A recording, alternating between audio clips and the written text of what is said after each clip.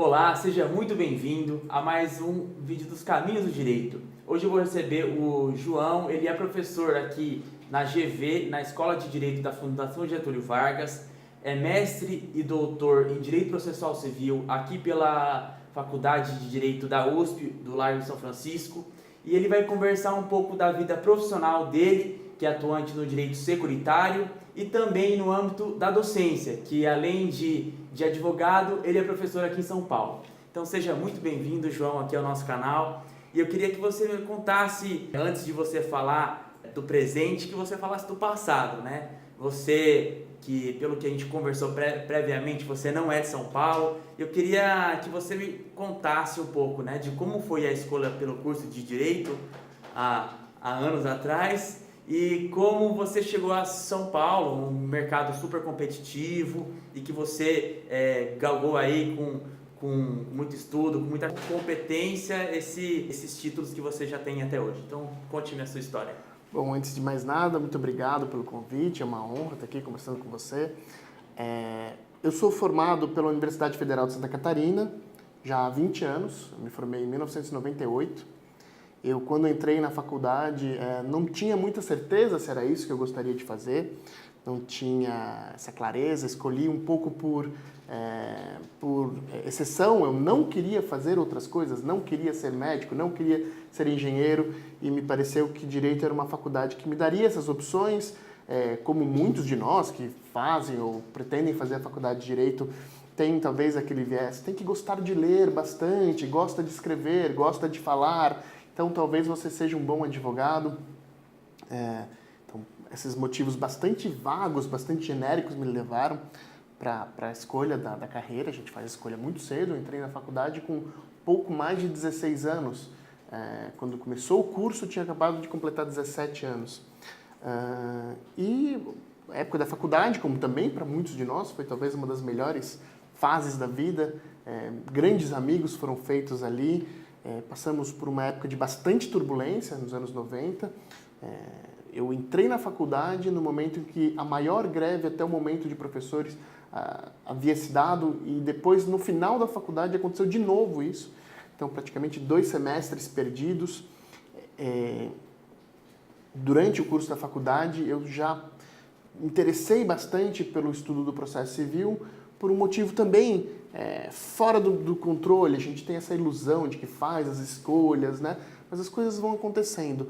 E naquela oportunidade eu consegui um estágio no Tribunal de Justiça, para trabalho voluntário, não era remunerado, e comecei a perceber a importância do processo civil na solução das controvérsias e me encantar com isso. Por força do desenvolvimento dessa atividade de estágio, começou a se tornar mais fácil para mim a compreensão do processo civil, e eu comecei a ter notas melhores. E também isso é um fenômeno que eu vejo agora muito como professor. Muitas vezes as matérias preferidas dos alunos são aquelas em que ele tem ou alguma afinidade com o professor, ou maior facilidade com o assunto, ou as duas coisas, uma decorrente da outra.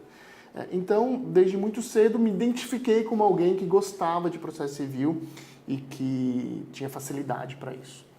Com o término da faculdade, eu então já era assistente no Tribunal de Justiça, de um desembargador. Surgiu a possibilidade, a oportunidade de vir para São Paulo para fazer uma entrevista de emprego. Nenhuma garantia de nada. Eu me formei num domingo, de sábado para domingo. Na quarta-feira estava aqui fazendo entrevista de emprego. Fiz a entrevista, fui contratado. Nunca tinha vindo para São Paulo antes, foi a minha primeira vez. Comecei a trabalhar, e aí um dos fatores que me fez ser contratado justamente foi essa minha facilidade. Na entrevista, o meu então chefe, aquele que me contratou na época, ficou bastante, disse ele depois, bastante impressionado com o meu conhecimento de processo civil, que era o conhecimento de um aluno de graduação, mas enfim, acho que teve uma boa generosidade, boa vontade dele também nesse sentido, e me contratou para isso. Eu comecei então no contencioso. E daquele momento, pelos 10 anos seguintes, eu trabalhei num escritório em que eu estudava basicamente direito de seguros. Um escritório absolutamente dedicado ao estudo do direito de seguros, à atividade contenciosa em direito de seguros. E ali foi a minha segunda faculdade, a minha pós-graduação, na prática, muito embora a gente sempre fizesse cursos, né? Fiz um curso de especialização na GV, em Direitos Seguros, depois foi criado o Instituto Brasileiro de Direitos Seguros, do qual eu sou sócio fundador, que fez um curso de Direitos Seguros com talvez o maior especialista em Direitos Seguros do mundo naquela época, que era o Rubens Stiglitz, recentemente falecido. Aqui no Brasil, uma coisa sensacional, nunca ouvi nada do tipo, porque não era um curso de pequena duração nem nada, era um curso longo, ele vinha aos finais de semana para cá, profundo. Depois foi chamado, em outro ano, foi chamado um especialista em direito francês, professor da faculdade de Lyon, me falha o nome dele agora, mas daqui a pouco eu lembro. Então foi uma verdadeira faculdade, um verdadeiro pós-graduação em direitos seguros em todos os sentidos. Do ponto de vista prático, a gente tinha casos muito interessantes, difíceis.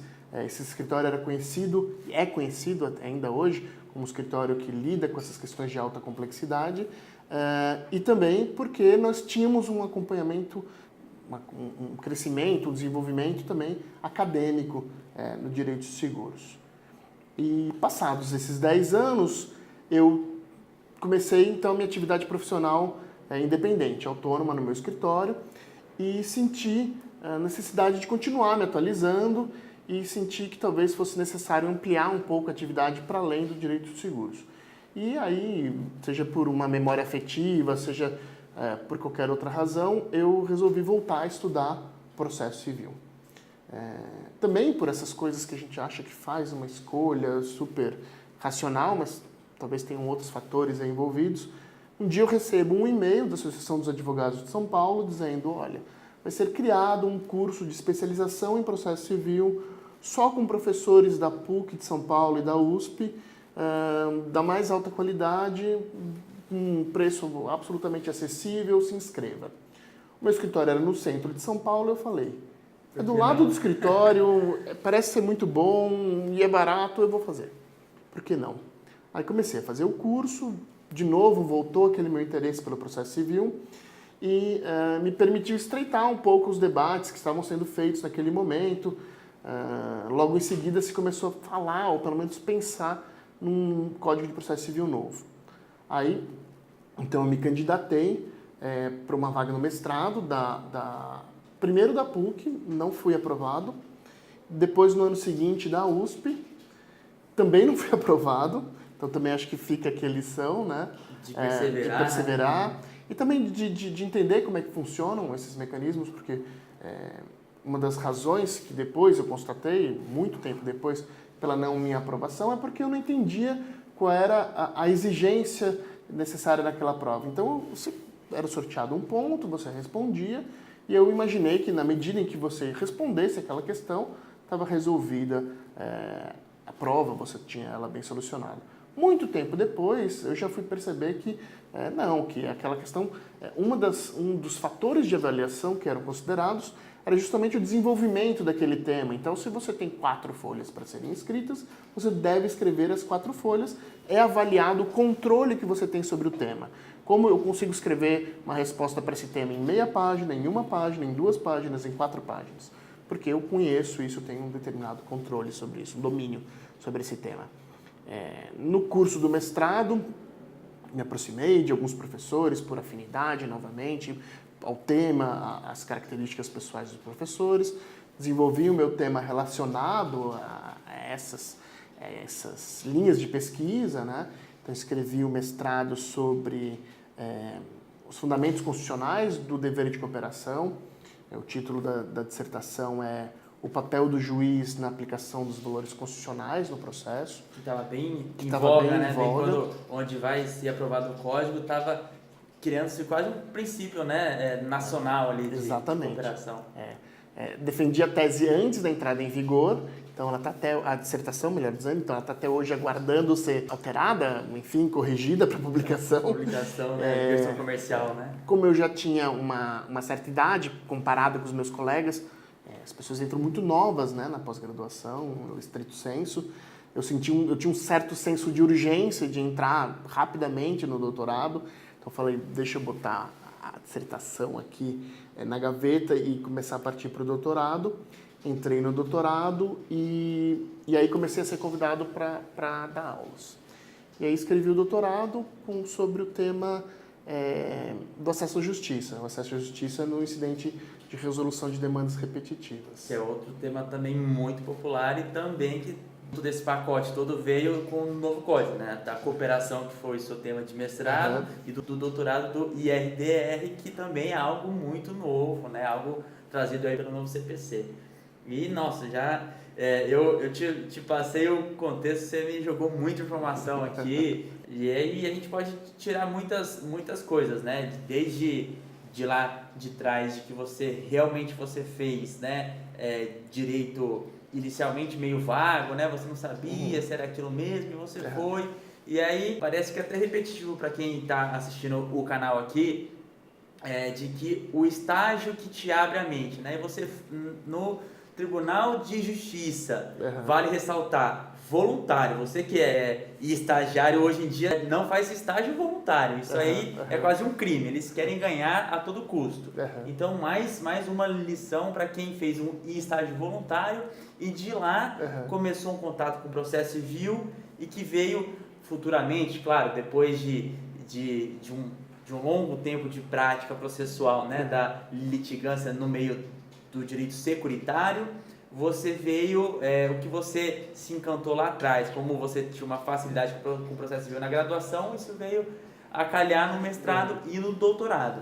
Então, assim, como você já pegou o espírito do canal aqui, do conteúdo, até mesmo para que outras pessoas também possam se inspirar nessa sua trajetória, que você me falasse agora já sólido, né? Depois que você fez o seu doutorado, na sua função de docente, o que você poderia falar para os alunos que estão nos assistindo, qual seria a postura para que eles possam galgar algo maior dentro do mercado de trabalho, ou para aqueles que também desejam ser professores, que são raros, né? Infelizmente, é uma profissão aí tida como rara pelos graduandos ali. Então, eu queria que você passasse esse recado e também já emendasse algum desejo que você queira deixar aqui como o profissional do futuro. Então, eu acho que é basicamente isso.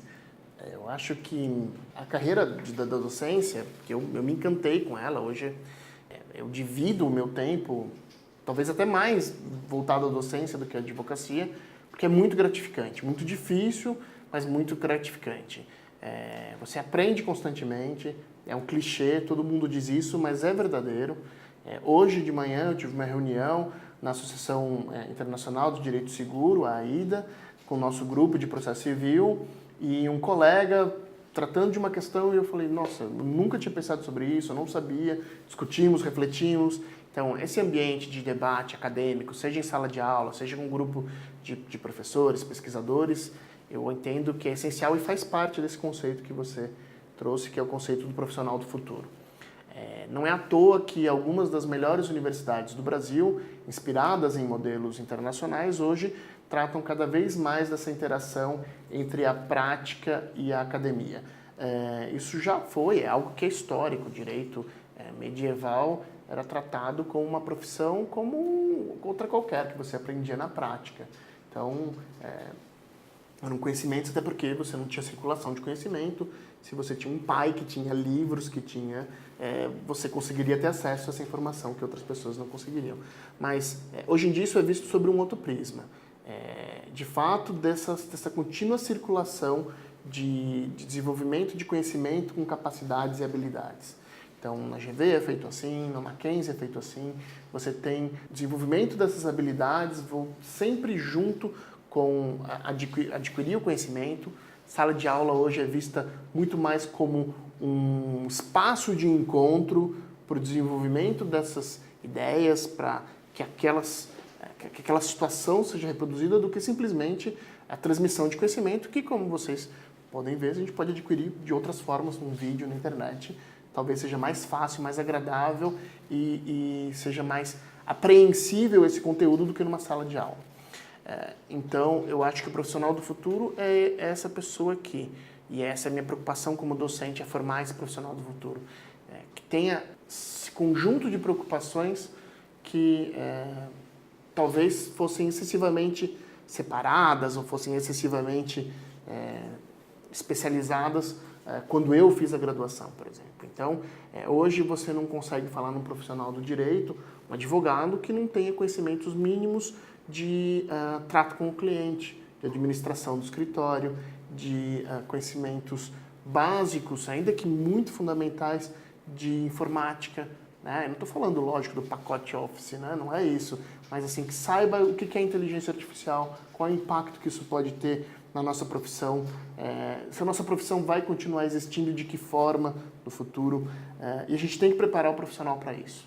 Aquela sala de aula em que o professor vai, fala, escreve no quadro, dita o conteúdo, você copia, isso está fadado à extinção, não tem mais sentido isso. O nosso aluno é muito inteligente, ele não precisa disso, ele aprende com mais facilidade do que isso. É o cara que olha um vídeo no YouTube de alguma coisa e sabe fazer. Então, assim, não é um professor na frente dele repetindo um conteúdo, lendo o conteúdo de um livro, que vai ser suficiente. E aí o profissional, esse pessoal que está se graduando agora, tem uma impaciência que é própria dessa sua inteligência. Então, quem é tratado como se não fosse tão inteligente quanto fica impaciente, fica irritado, fala, eu não preciso ficar uma hora aqui ouvindo isso. Eu consigo aprender de outro jeito. Essa impaciência, ela tem os dois lados, e eu prefiro incentivar o lado que é positivo, né? Que é essa capacidade de apreensão muito rápida de conhecimento, de desenvolvimento de capacidades. E isso é o que o mercado procura. Em reunião com um grande escritório, umas 2 semanas atrás, me falando dos processos de seleção, me foi dito isso. Olha, a gente quer um profissional que seja capaz de interagir com o nosso cliente, de entender rapidamente como funciona o negócio, de lidar com as esferas judiciais, desenvolver suas atividades dentro do escritório. Então, é um clichê novamente, mas esse profissional completo, essa formação integral é absolutamente indispensável. Então é isso, eu espero que você tenha gostado desse vídeo.